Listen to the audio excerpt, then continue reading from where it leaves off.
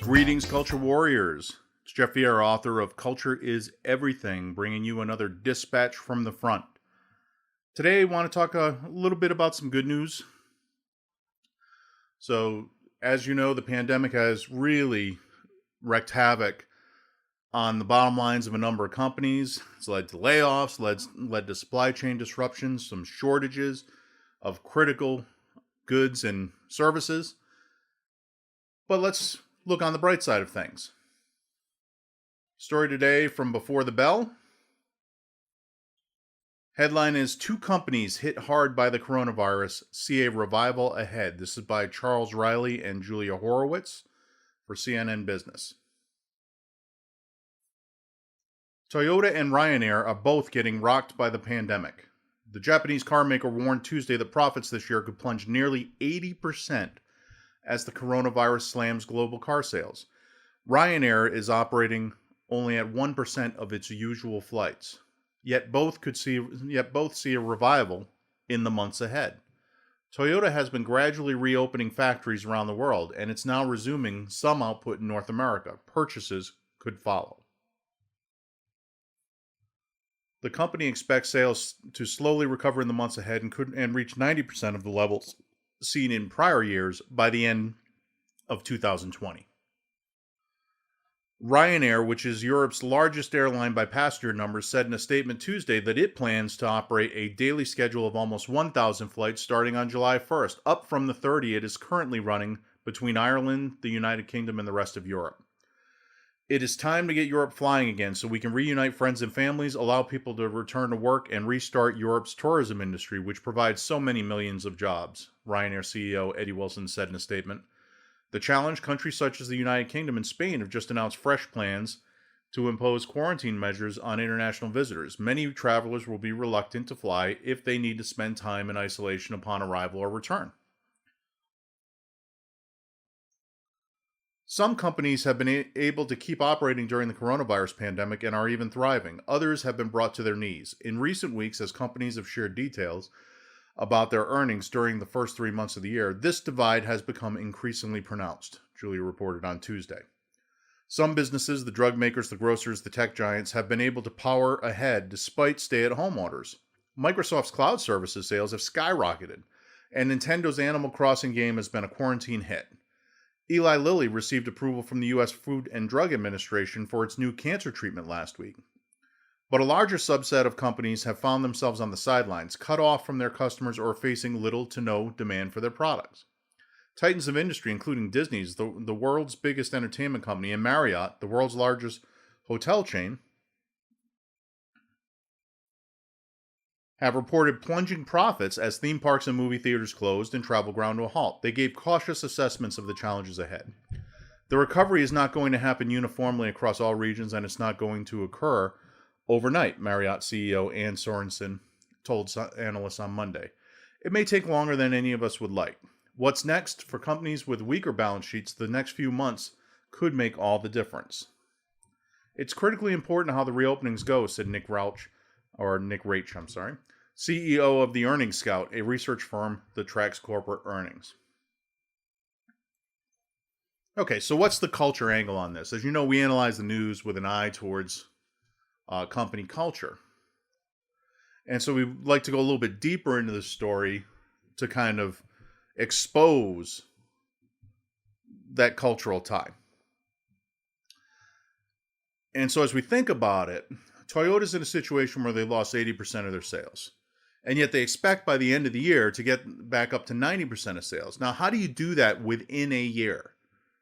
So we're talking about the car industry is, of course, very cyclical. They typically introduce one new model per line per year.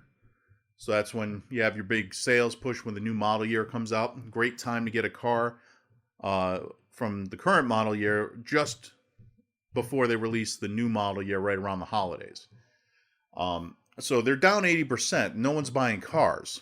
Per the article, they've mothballed some plants, furloughed some folks in those plants because they didn't have demand. And yet they expect to be back up to about 90% of their sales level by the end of this year, which is only a little bit over 6 months away. So how is that possible? Because if you can imagine everything that goes into building cars, it's a very complex supply chain. Toyota does not manufacture everything that goes into their cars. They buy most of what they assemble to make a vehicle. So that implies that not only does Toyota expect to see demand return, but that they will be successful in reopening their factories, balancing their inventories, and getting their supply chain filled up again. Toyota is well known for its Toyota production system, which is the heart of lean manufacturing. They are not known for keeping a lot of inventory around. Toyota values the reduction of waste, and inventory is one of the 7 classic lean wastes. So Toyota's practice has not been to just stock up on inventory and let it sit. That's part of the reason for Toyota's success, is being able to reduce the level of inventory throughout their supply chain and operate more on a just-in-time basis. But of course, the problem with just-in-time, when you have a pandemic and you have unexpected shutdowns affecting disproportionately different parts of your supply chain, is it's not you're not going to have an kind of an even and easy to recover set of inventory at all stages of your supply chain. So when you launch your plant back up, you could expect that you're going to have some staggering rolling shortages that are really going to make it difficult given the amount of material, the amount of parts that you need to bring together to make an automobile.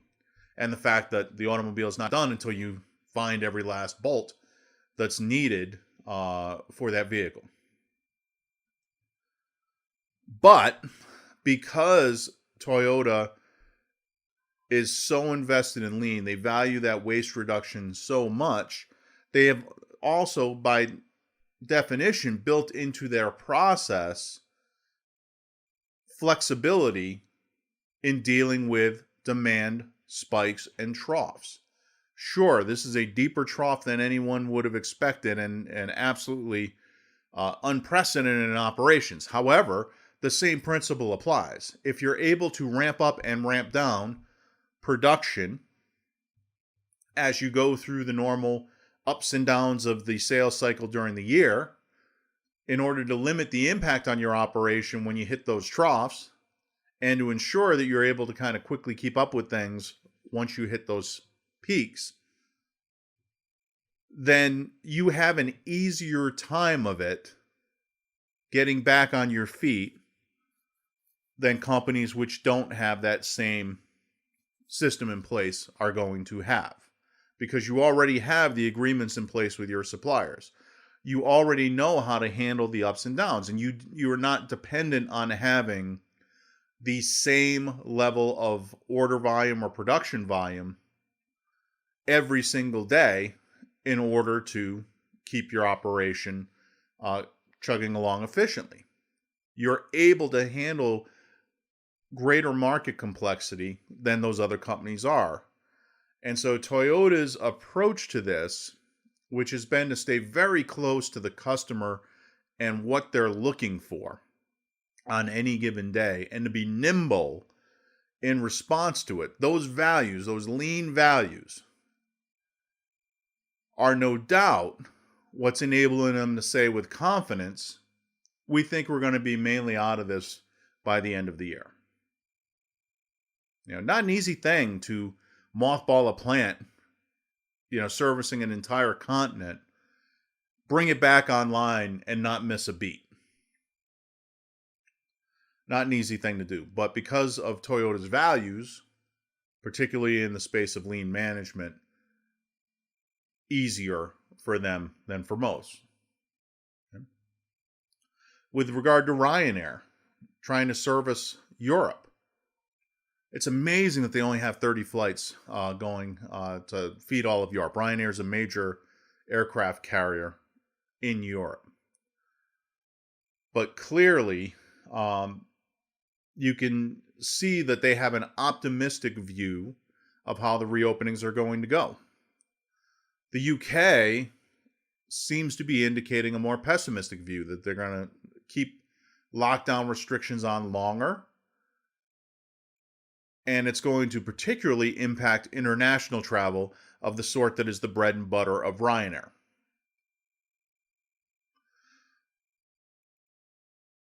And yet Ryanair is still very bullish on the return of travel and tourism to Europe. Why is that? Well, there's a couple of ways you can look at things. You can look at what the politicians are doing,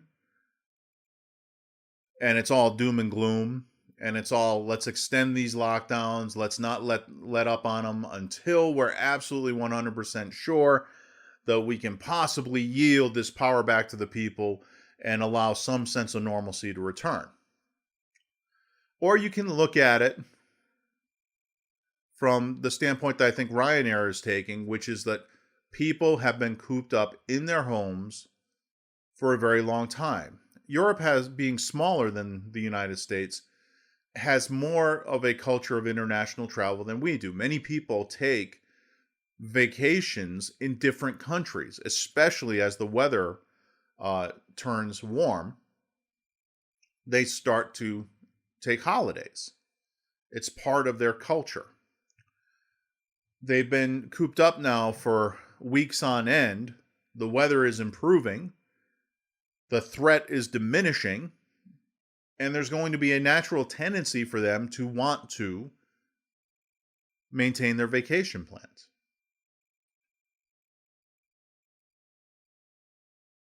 And taking a short junket on Ryanair to a vacation spot sure seems attractive now. A lot of people are stressed out. A lot of people have had their jobs impacted. Getting away with their family from their troubles is a very welcome thing psychologically. Moreover, you see some cracks in the support for lockdowns. Sweden never locked down. And Sweden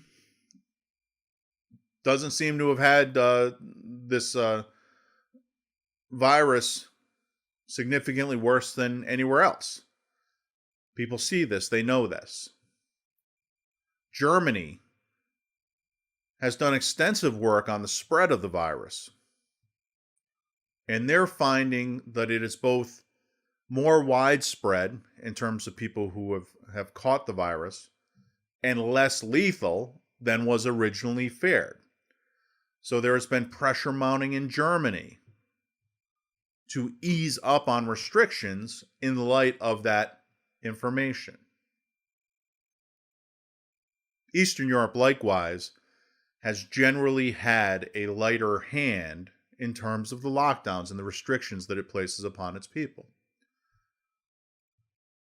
So in this environment, you're going to see part of Europe very strongly push for a return to international travel. And as they begin traveling, serviced by companies like Ryanair, there's nothing that says that they have to open all of their routes up at the same time, only where there's demand.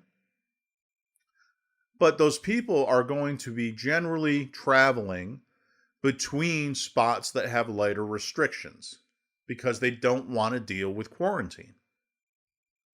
They don't want the hassle. The whole point of a vacation is to get away from the stress in your life, not to endure more stress because now you're locked down in essentially customs, unable to physically get out and enjoy your vacation. So what's going to happen when tourism returns to Europe in pockets? And you start to see some countries really benefiting from opening back up to the world in the form of increased tourism and bringing in those extra euros and dollars. Well, that's going to create pressure in the countries that are still locked down to lift their restrictions because they're losing market share in the tourism industry. And of course, what tends to happen in these times is, hey, if I typically go to the south of France in the early springtime with my family, and now because of restrictions, that doesn't make sense. However, Czechoslovakia is open. I should say the Czech Republic. Then maybe now's the time to check out what the Czech Republic has to offer. And if I go there and my family really enjoys it, well, what's going to happen next year? Well, we kind of like going here. We didn't get to see everything we wanted to see last time around, so we're going back. And then it becomes a habit. And then you start to see a drop off in the repeat tourism business that buoys so many economies throughout Europe because new traditions get formed, new habits get formed. People who otherwise would not have tried something new have tried it and found that they liked it. And so it's going to be awfully hard for countries to hold out against this. And I think Ryanair realizes that basic reality of human psychology and economics. And I think that's probably why they're optimistic. Look, if you're going to be in the travel business, you have to be an optimist because so many things work against you. The weather, the money, politics, so much of it works against you. And you're offering people something that's very positive. No one sets out on vacation thinking it's going to be a negative experience.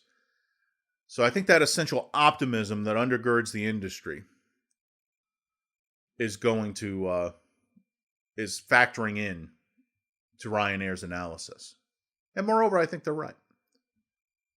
We referenced Disney here. Disney has been taking a beating. So their revenues, I think, were down 93% last I saw. And they got caught kind of in transition because Disney Plus was just coming, but they were still really anchored to theater franchises, movie releases, big blockbuster movies. And of course, nobody was able to go see big blockbuster movies. So all those projects got pushed out. Moreover, production was heavily impacted. So they didn't have new content ready to bridge that gap. They weren't able, Netflix and Amazon both have kind of established channels with lots of content. It's already in place. So people could just tune in while they were locked down in their homes and avail themselves of that content. And so a lot of things that they otherwise might not have watched, just clicking around the screen, they found some new content that they really enjoy. YouTube has benefited tremendously from the lockdown because, of course, when you get bored with TV and you want to see something different, YouTube offers that experience. So Disney, and of course, Disney also has a great reliance on theme park visits. Well, that's straight out the window. They had to close down the parks. You have all those related offerings in the tourism industry, such as the cruises. Well, my goodness, cruises were the first impacted. So Disney has had to endure the nightmare of seeing all of its major lines of revenue tied off with a tourniquet. I'm sure that's why Bob Iger was brought back. He had left just before this, and his successor was suddenly dealing with an unprecedented mess. And not having managed all areas of the company before, he had to deal with it in a lot of lines of business that he wasn't as familiar with. So they bring Bob Iger back to kind of navigate the ship through these tumultuous waters. So Disney is in a little bit of a pickle. Added to this, the Disney under Iger has gone through a bit of a shift in values. The classic Disney that many of my fellow Gen Xers grew up with, which was extremely family oriented, is no more. Disney was getting into more adult media content. They were pushing what they would say was more sophisticated content and bringing in creators to do this. But of course, what they did with, say, the Star Wars franchise didn't really pan out. They alienated fans of that franchise like nobody's business. Fans of the Marvel Cinematic Universe are very concerned with the movies that are coming based on the prior trends. And so what you're seeing is diminished enthusiasm in at least some quarters for the product. Disney was trying to pivot its audience, which is a bit of a high-risk strategy. And then this happens, and now you've got, similar to that scenario I just gave you with the European vacationers, now you've got people who may have had long-term ties to Disney. Every time something comes out on Blu-ray and it's got the Disney label on it, they pick it up. They see it on streaming, they buy it, because that was the brand that you had the most confidence in, that you had content that you could share with your kids, and it wasn't going to be objectionable content. It was safe. It was something your kids would enjoy. And now people are starting to rethink that. And so they start looking for other brands which will deliver what Disney used to.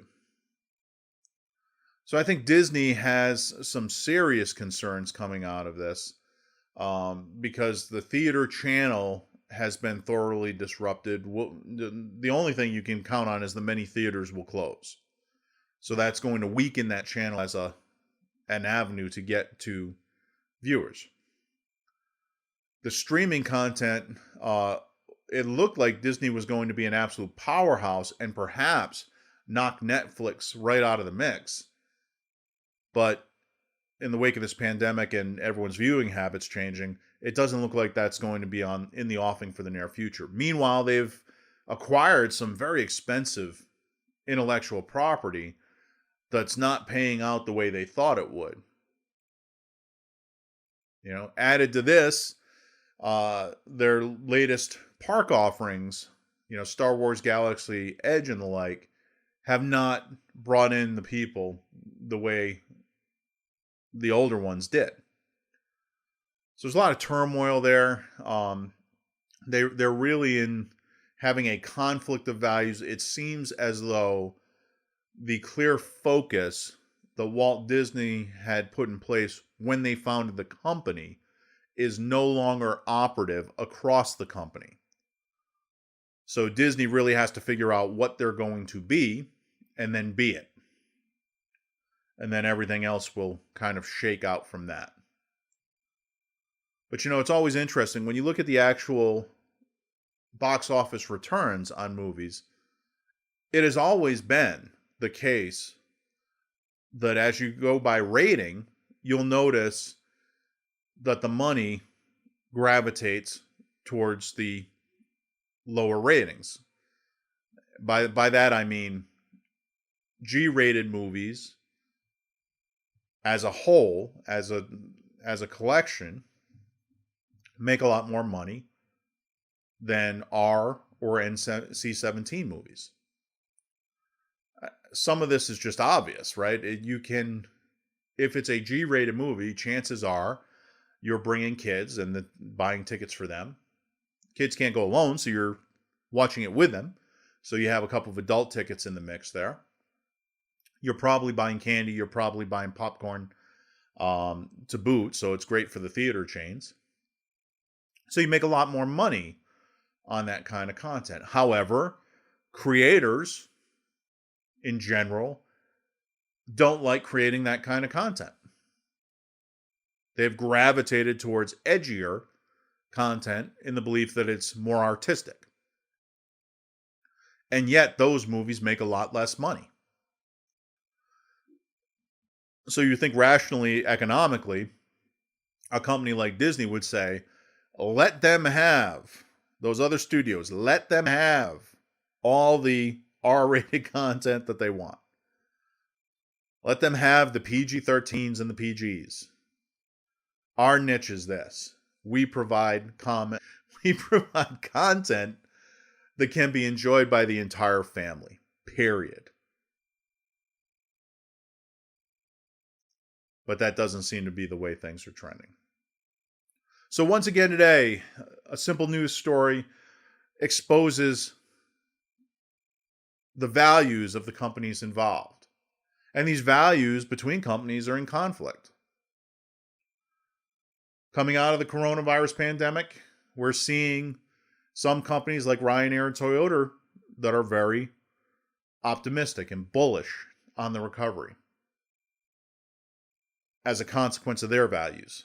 And then we see other companies like Disney that can only be pessimistic and bearish based on their values. These values really tell the story because culture is everything. Thank you. Have a great day.